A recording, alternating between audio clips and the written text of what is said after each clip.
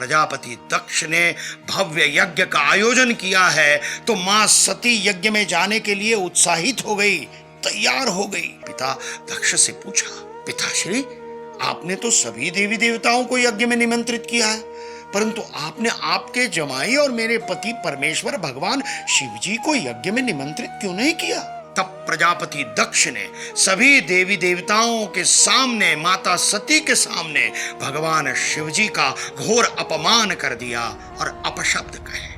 अपने पति परमेश्वर भगवान शिव जी का अपमान माता सती सहन नहीं कर पाई और यज्ञ कुंड में उन्होंने स्वयं की आहुति दे दी। उसी समय भगवान शिव क्रोधित होकर अवतरित हुए और देवी सती की छाया शरीर को कभी सिर पर, कभी हाथ में, कभी कंधों पर धारण कर तांडव नृत्य शुरू कर दिया। तांडव से समस्त सृष्टि का विनाश न हो, इसलिए भगवान विष्णु ने सुदर्शन चक्र चलाकर उस छाया देह के 51 भाग कर दिए और वो भाग जिन जिन स्थानों पर गिरे उस प्रत्येक स्थान पर एक दिव्य ऊर्जा स्रोत की निर्मित हुई और 51 शक्तिपीठों का निर्माण हुआ।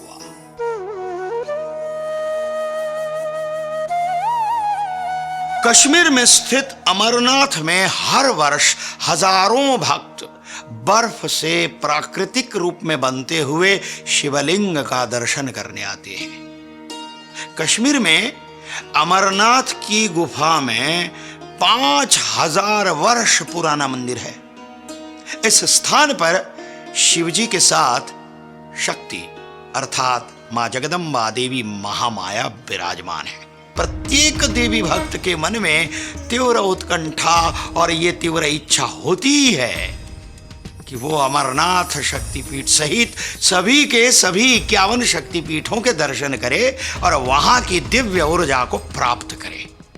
किंतु आज ये पवित्र 51 शक्तिपीठों में से कुछ शक्तिपीठ आज के पाकिस्तान, बांग्लादेश, तिब्बत, नेपाल और श्रीलंका जैसे देशों में स्थित है। किंतु इन देशों में स्थित पवित्र शक्तिपीठों का दर्शन इन देशों में जाकर करना प्रत्येक देवी भक्त के लिए संभव नहीं हो पाता और इसीलिए गुजरात में मां अंबाजी मंदिर के पास गिरी शिखर गब्बर पर्वत पर जहां मां जगदम्बा का हृदय स्वयं विराजमान है, वहां सभी के सभी 51 शक्तिपीठों के मंदिरों की प्रतिकृति बनाकर मां जगदम्बा की प्राण प्रतिष्ठा की गई है। यहाँ सभी मंदिर केवल शक्तिपीठों की प्रतिकृति नहीं, अपितु यहाँ के शक्तिपीठों की पूजन विधि भी मूल शक्तिपीठों की पूजन विधि के अनुसार ही की जाती है। और देर किस बात की, चलो अंबाजी मां के हृदय के पास, चलो गुजरात पवित्र यात्रा धाम विकास बोर्ड और गुजरात टूरिज्म आपकी प्रतीक्षा कर रहा है। चलो अंबाजी, जय अंबा।